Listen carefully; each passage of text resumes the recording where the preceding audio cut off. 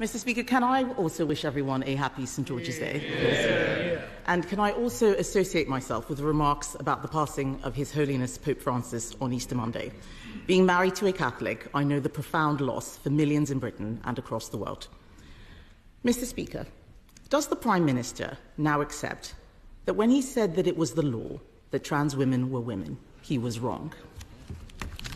Well, Mr. Speaker, let me be clear. I welcome the Supreme Court ruling on this issue.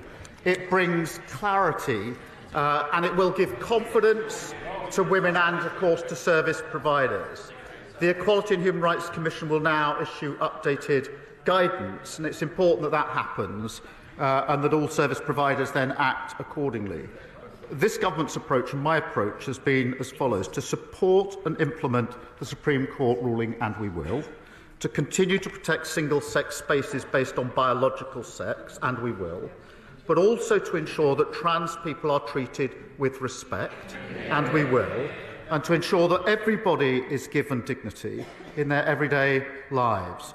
I do think this is the time now to lower the temperature, to move forward and to conduct this debate with the care and compassion that it deserves, and I think that should unite the whole House. Mr. Speaker, he can't bring himself to admit that he was wrong. That was the question. But he spoke about respect and dignity and compassion and lowering the temperature.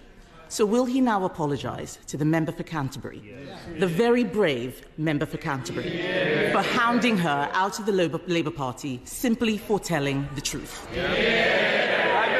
Mr. Speaker, I've always approached this on the basis that we should treat everyone with dignity and respect, whatever their different views, and I'll continue to do so. And I'll tell you, Mr. Speaker, for why. Because when we lose sight of that approach and make this a political football, as happened in the past, then we end up with the spectacle of a decent man, and he was a decent man, the previous Prime Minister, diminishing himself at this dispatch box by making trans jokes whilst the mother of a murdered trans teenager watched from the public gallery just up there. That will never be my approach. My approach will be to support the ruling, to protect single-sex spaces and treat everybody with dignity and respect. And I believe there's a consensus in this House and the country for that approach. Mr. Speaker, there is no apology for the member for Canterbury. There is no taking of responsibility. He talks about political football. He practically kicked her out of his party. Constructive dismissal. Constructive dismissal. He talks about my predecessor. What about the abuse I faced from his MPs calling me a transphobe for supporting what the Supreme Court has now clarified in his words? And where was he? He hid for 6 days without commenting on the Supreme Court judgment. Why did it take him so long to respond? Isn't it because he was scared? Mr. Speaker, the only fiction here is the idea she delivered anything in office. She held the post of Minister for Women and Equalities for 2 years, and she did precisely nothing. She provided no clarity on the law, did nothing to improve women's lives, which got materially worse under her watch. They talk, for example, about hospitals and mixed-sex wards, uphill and down Dale. What happened in the last decade? The use of mixed-sex wards in our NHS rose by 2,000%. And there's a pattern of behaviour here. Women and Equalities Minister failed to do anything for women. The Trade Minister, who failed to get a trade deal with the US. The Business Minister, who failed to get a deal with British Steel. She's a spectator, not a leader. Mr. Speaker, I will tell him what I did. I stopped the gender... I will. Yes. When his Labour leader in Scotland was whipping his MSPs to get male rapists into women's prisons, I stopped that gender recognition bill. I helped commission the Cass review. I replaced the guidance on single-sex toilets. I made sure that the puberty blockers issue was resolved while he was sitting there cheering on the ideology that was taking away safe spaces. And when the Prime Minister stayed silent last week, presumably waiting for what Morgan McSweeney thinks. On his WhatsApp groups, some of his closest ministers were plotting to overturn the Supreme Court decision. Labour MP after Labour MP stood up yesterday and challenged the ruling. How can we take his government seriously on this? Well, I think the WhatsApp group you should be worried about is the one of his shadow Justice Secretary. And Mr. Speaker, the mask has slipped just 1 week before the elections because the shadow Justice Secretary is not here. A man who's doing everything he can to replace her. The man that most of them want as leader of their party has admitted that Reform and the Tories are working together. He said, I want this fight to be united. He said he's determined to bring this coalition, he calls it, together one way or another. Well, I think we know what that means. Every Tory voter is appalled at the thought of paying for the NHS. Every Reform voter who hates what the Tories did the last 14 years, they're not Conservatives, they're a con. Who's playing political football now?